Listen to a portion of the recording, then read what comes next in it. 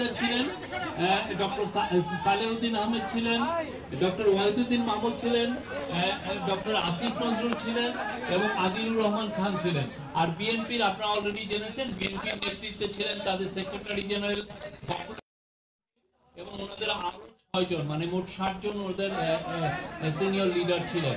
তো এই মিটিং এর বিষয়বস্তু নিয়ে এবং কি বিষয় আলাপ হলো সেই বিষয়ে আমাদের আইন ও বিচার বিষয়ক অ্যাডভাইজার ডক্টর আসিফ নজরুল কথা বলবেন। ধন্যবাদ। আপনারা অলরেডি শুনেছেন আমাদের আলোচনাটা 2 ঘন্টা ব্যাপী হয়েছে। অত্যন্ত খোলামেলা পরিবেশে আলোচনা হয়েছে। মন খুলে কথা বলেছেন, আমরা কিছু কিছু বিষয়ে উত্তর দিয়েছি, আমরা একটা মানে পরস্পরকে বোঝার চেষ্টা করেছি। ওনারা যেমন কিছু বিষয়ে কথা বলেছেন যে আমাদের অন্তর্বর্তীকালীন সরকারের কিছু কিছু সিদ্ধান্ত নেওয়া হয়েছে যেটা বিএনপির প্রতিকূলে গেছে। আমরা আবার উদাহরণ দিয়েছি যে অনেক সিদ্ধান্ত আছে যেটা বিএনপির অনুকূলে গেছে।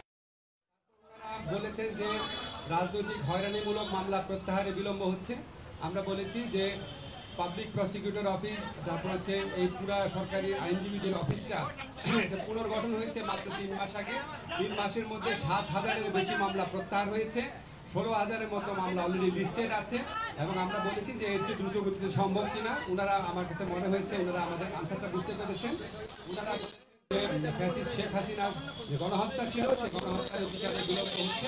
আমরা ওনাদেরকে বলেছি যে বিচার হয়েছিল সেটার সাথে কম্পেয়ার করে দেখিয়েছি কোনো রকম বিলম্ব করা হচ্ছে না। ওনারা আরেকটা ট্রাইব্যুনাল গঠন করার কথা বলেছেন, আমরা বলেছি আমরা এই লক্ষ্যে কাজ করছি, অচিরেই এটা হয়ে যাবে। ওনারা বলেছেন যে বিএনপি বাংলাদেশে গত 15 বছর যাবৎ বিচ্ছিন্নভাবে নির্যাতিত হয়েছে। অবশ্যই আমরা সেটার প্রতি শ্রদ্ধাবোধ দেখিয়েছি এবং এটা অবশ্যই ওনারা কারেক্টলি বলেছেন। ওনারা বলেছেন যে ওনারা যে দলের যে সংস্কার ভাবনা যেটা এটা বহু পুরানা, ওনারা সবসময় সংস্কারপন্থী দল, আমরা এটা এগ্রি করেছি। অবশ্যই বিএনপি সবসময় সংস্কারের কথা বলেছে। সবচেয়ে বড় কথা বিএনপি আমাদের এই বিভিন্ন যে সংস্কারের জন্য গঠিত বিভিন্ন কমিশন আছে, বিশেষ করে ঐক্যমত্য কমিশনের যে প্রস্তাবাবলী আছে সেটা ক্ষেত্রে বিএনপি অত্যন্ত পজিটিভ এবং ইতিবাচক একটা রেসপন্স দেখিয়েছে। তারা বলেছেন তারা এই 2-3 দিনের মধ্যে ঐক্যমত কমিশনের সাথে মিটিংয়ে বসছে এবং অধিকাংশ সংস্কার প্রস্তাবের সাথে তারা ঐক্যমত পোষণ করে এবং জুলাই চার্টার খুব দ্রুত প্রণীত হয়ে যাবে, এটা তারাও আমাদেরকে আশ্বাস দিয়েছে। আমাদের কাছে মনে হয়েছে বিএনপি সংস্কারের ব্যাপারে অত্যন্ত আন্তরিক। একটা ব্যাপার নিয়ে একটুখানি আপনার ভিন্ন মত হতে পারে, সেটা হচ্ছে ওনারা যেটা বলেছেন এটা সত্যি যে ওনারা বলেছেন যে ডিসেম্বরের মধ্যে ইলেকশন হলে ভালো হয় এবং আমরা এখানে বলেছি এবং ওনারা বলেছেন যে এরকম আমাদের কথাবার্তার মধ্যে কিছু অস্পষ্টতা থাকে, কেউ কেউ আমাদের সরকারের কোনো কোনো উপদেষ্টা অন্যরকম কথা বলেন। আমরা এটা ক্যাটাগরিক্যালি বলেছি যে যেটাই বলুক না কেন আমাদের প্রধান উপদেষ্টা জাতির উদ্দেশ্যে দেওয়া ভাষণে বারবার যেটা রিপিট করেছেন সেটাই দলের অবস্থান। সেখান থেকে অন্য কেউ যদি বেফাস কথা বা অন্যরকম নিজস্ব বিবেচনা প্রসূত কথা বলে সেটাতে তারা যেন বিভ্রান্ত না হয়। আমাদের প্রধান উপদেষ্টা ডক্টর মোহাম্মদ ইউনূস উনি প্রথম থেকেই বলেছেন ডিসেম্বর থেকে জুন। আজকে আলোচনায় আমরা কয়েকটা বিষয় স্পষ্ট করেছি, সেটা আপনাদের বলি। একটা হচ্ছে ডিসেম্বর থেকে জুন মানে যে আমরা ইচ্ছা করে দেরি করে করে মে বা জুন মাসে ইলেকশন করবো সেটা না। ডিসেম্বর থেকে জুন মানে হচ্ছে ডিসেম্বর থেকে জুনের মধ্যে যত তাড়াতাড়ি সম্ভব। যদি আমরা ডিসেম্বরে সম্ভব হয় ডিসেম্বরে, না হলে জানুয়ারিতে, এভাবে বুঝিয়েছি যে ডিসেম্বর থেকে জুন মানে যে আমরা ইচ্ছা করে একটু বেশি ক্ষমতা ভোগ করার জন্য বা এমনি অকারণে আমরা 1 মাস 2 মাস বেশি ক্ষমতা থাকলাম, মোটেও সেটা না। ডিসেম্বরে থেকে জুনের মধ্যে যত তাড়াতাড়ি সম্ভব। এখন ওনারা সংস্কার যদি হয়ে যায় এত দেরি করার মানে কি আছে? আমরা ব্যাখ্যা করে বুঝিয়েছি জুলাই চার্টার প্রণীত হলেও যে প্রয়োজনীয় আইনগত ব্যবস্থা, নীতিগত ব্যবস্থা সেগুলি গ্রহণ করতে মাঝে মাঝে সময় লাগে।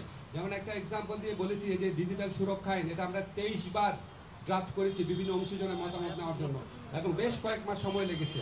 সেজন্য আমরা বলছি আমরা তো পিন পয়েন্ট করতে পারবো না জুলাই চার্টার পরিণত হওয়ার পর কোন আইনটা কতদিনে হয়ে যাবে, কারণ আমরা তো অংশীজনের সাথে কথা বলবো, ব্রড কনসালটেশনের ভিত্তিতে করবো। আরেকটা বিষয় আমরা বলেছি যে আমাদের তো একটা জনগণের তো একটা আকাঙ্ক্ষা আছে যেন আমরা বিচার করে যাই। আজকে বাংলাদেশে এত হাজারের বেশি তরুণ জীবন দিয়েছে, আর প্রায় 50-60 হাজার মানুষ আপনার শারীরিকভাবে পার্মানেন্টলি ক্ষতিগ্রস্ত হয়েছে, চোখ হারিয়েছে। তাদের যে বিচারের যে দাবি, এটা তো এই গণ অভ্যুত্থানের অন্যতম প্রধান আকাঙ্ক্ষা আছে। তা আমরা যদি কোনো বিচার না করে যাই, কোনো বিচার না করে আমরা যদি ইলেকশন দিই, আমরা মানুষের কাছে এবং নিজের কাছে জবাব দেবো কীভাবে? ফলে শুধু ইলেকশনটা সংস্কার, নির্বাচন, ইলেকশনের ব্যাপারটা সংস্কার, বিচার এবং আমাদের সরকারের গৃহীত কিছু পদক্ষেপের উপর নির্ভর করে এই জন্যই ডিসেম্বর থেকে জুন টাইমলাইনটা বলা হয়। কিন্তু আমরা ক্যাটাগরিক্যালি বলেছি এটা কোনোভাবেই জুনের বেশি যাবে না, যে যে কথাই বলুক না কেন। এটা প্রধান উপদেষ্টার অঙ্গীকার পুরা জাতির প্রতি, রিপিটেডলি উনি বলেছেন কোনো অবস্থাতেই জুন অতিক্রম করা হবে না, নাম্বার ওয়ান। নাম্বার টু হচ্ছে ডিসেম্বর থেকে জুন মানে হচ্ছে ডিসেম্বর থেকে জুন, বাট এর মধ্যে যত তাড়াতাড়ি সম্ভব অযথা কালক্ষেপণের বিন্দু মাত্র চেষ্টা আমাদের মধ্যে থাকবে না। নাম্বার থ্রি হচ্ছে যতটা সম্ভব সংস্কার আমরা করে যেতে চাই। এই হচ্ছে আমাদের বক্তব্য। এরপর যদি আপনাদের কোনো প্রশ্ন থাকে বলতে পারেন।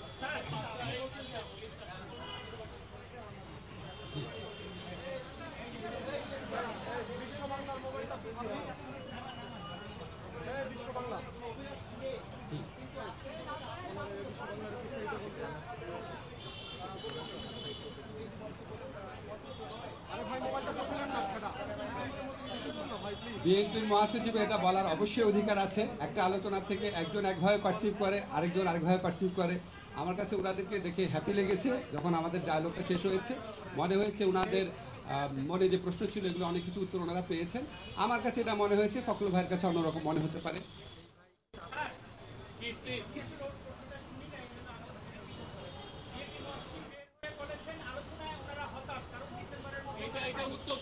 সন্তুষ্ট নয় বলেছে, এটা বলেছে।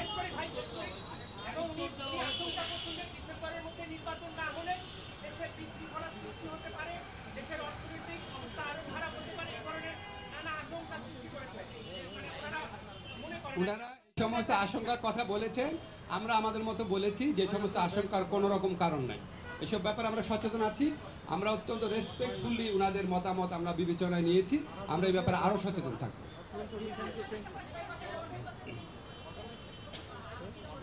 আপনাদের সাংবাদিক সম্মেলনে বলেছে,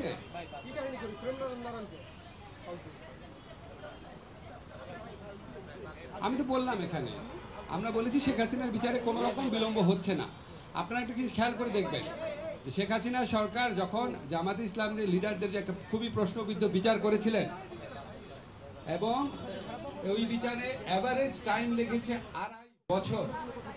আপনাদের একটা পার্সপেক্টিভে দেখতে হবে, আমরা যেই ভয়াবহ এবং ব্যাপক অপরাধ ঘটেছে এটার উপযুক্ত সাক্ষ্য প্রমাণ সংগ্রহের জন্য আমাদের প্রসিকিউশন এবং তদন্তকারী টিম, আপনারা একটু গিয়ে ওখানে খবর নিয়ে দেখেন ওনারা কি পরিমাণ পরিশ্রম করেন।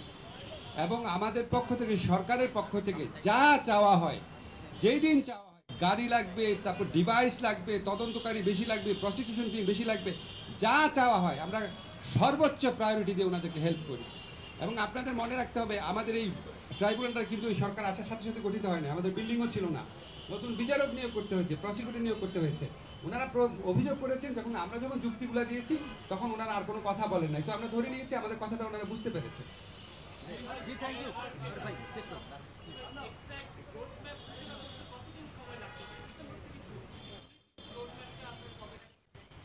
আমার এটা নিয়ে তো রোড ম্যাপটা ঘোষণা করতে কতদিন টাইম লাগতে পারে এটা তো আলোচনা হয়নি। এটা আমাদের প্রধান উপদেষ্টা সিদ্ধান্ত নেবেন।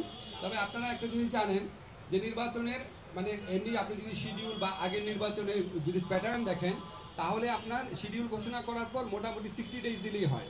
তো সেই হিসাবে যখন আমরা নির্বাচন করব তার অন্তত 2 মাস আগে আমাদেরকে রোড ম্যাপটা ঘোষণা করতে হবে।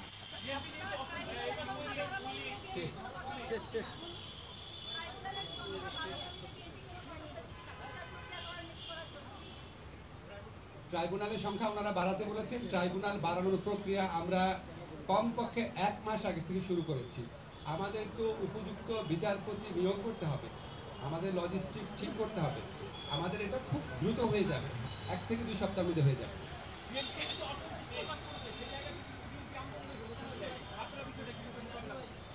আগে ঘোষণা দেখ, তারপর দেখবো।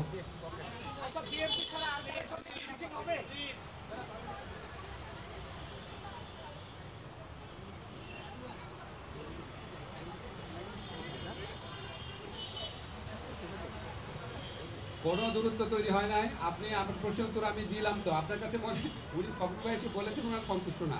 আমরা আলোচনার শেষ প্রান্তে আলোচনাকালে আমাদের কাছে মনে হয়েছে আমাদের অনেক ব্যাপারে ব্যাখ্যা ওনারা বুঝতে পেরেছে। আমাদের কাছে মনে হচ্ছে সন্তুষ্ট। লাস্ট কোশ্চেন, বিএনপির সঙ্গে আজকে বৈঠক হলো, অন্য কোন দলের সঙ্গে বৈঠক হবে না? এটা তো চলমান প্রক্রিয়া তো হচ্ছে। ভাই ঠিক আছে ভাই, আপনাদের একটা সুসংবাদ দেই, বিএনপি খুব দ্রুত বলেছে তারা আগামী 2-3 দিনের মধ্যে ঐক্যমত কমিশনের সাথে বসছে। তারা আমাদেরকে বলেছে, এটা আপনার পজিটিভ দিকটাও হাইলাইট করেন, তারা আমাদেরকে বলেছে তারা অধিকাংশ সংস্কার প্রস্তাবের সাথে ঐক্যমত পোষণ করেন, বিকজ সংস্কার করার দীর্ঘ ঐতিহ্য বিএনপি রয়েছে এবং আমরা এটা স্বীকার করি, আমরা এটা রেসপেক্ট করি। এবং এটাও বলেছে বিএনপি যে জুলাই চার্টার যেটা এটা খুব দ্রুত হয়ে যাবে। জুলাই চার্টার হয়ে গেলে নিশ্চয়ই এটা নির্বাচনকে ত্বরান্বিত করার ক্ষেত্রে একটা ভূমিকা রাখতে পারে। ঠিক আছে, ধন্যবাদ। Thank you